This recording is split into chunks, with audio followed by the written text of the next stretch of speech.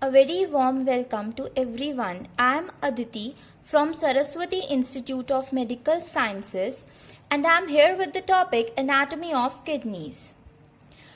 I will be describing the topic under following headings that are location, shape and measurements, external features, relations, coverings, blood supply and some clinical correlations of the kidneys. So starting with the topic, kidneys are two bean-shaped reddish-brown organs situated on the posterior abdominal wall, one on each side of the vertebral column behind peritoneum.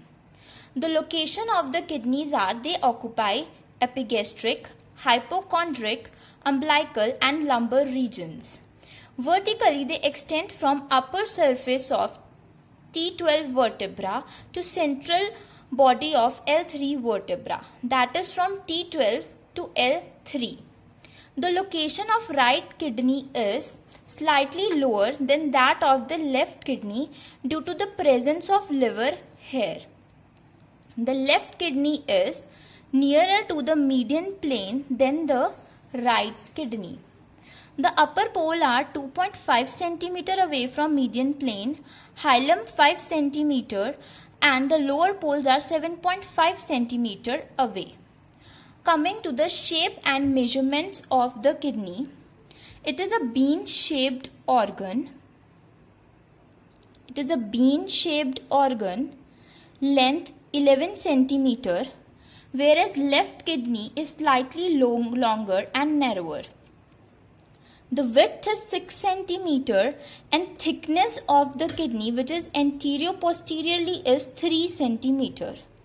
The weight of the kidney in males are 150 grams and in females it is 135 grams. Coming to the external features of kidneys. External features of kidneys contains two poles, two surfaces, two borders and a hilum. Two poles are a upper pole and a lower pole. Upper pole is thick and rounded, whereas lower pole is thin and pointed. There are two surfaces, anterior surface and a posterior surface. Anterior surface is convex and faces anterolaterally, whereas posterior surface is flat and faces posterior-medially. There are two borders, a medial border and a lateral border. A deep vertical slit is present in medial border known as hilum. This transmits some structures: renal vein, renal artery and renal pelvis, also called as VAP. From anterior to posterior, it is renal vein, renal artery and renal pelvis and a subsidiary branch of renal artery. Coming to the relations of the kidneys. Anterior relations of right kidneys are somewhat different to the left kidneys. Here on the upper lobe, this is related, right kidney is related to right suprarenal gland. This part is related to right lobe of liver. This to second part of duodenum. This to right colic flexure and this to jejunum. Here on the left kidney, this part upper pole is related to left suprarenal gland.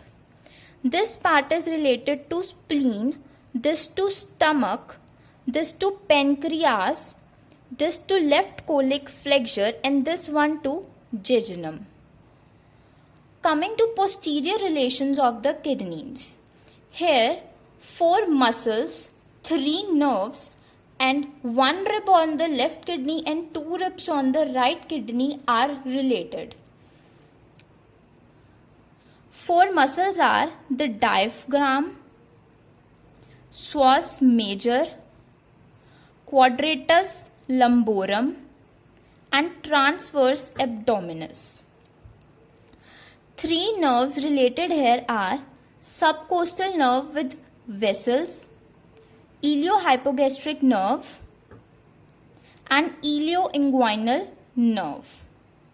The ribs related to left kidney are 12th rib, and to right kidney are 11th and 12th rib. So these are the posterior relations of the right kidney and left kidney. So coming to the coverings of the kidneys, there are four coverings of the kidneys. The fibrous capsule, also known as true capsule, perirenal fat or perinephric fat, renal fascia, also known as false capsule, and pararenal fat, also known as perinephric fat. Fibrous capsule. It is a thin membrane which closely invests kidney. This thin membrane is known as fibrous capsule or renal capsule or true capsule. Perirenal fat.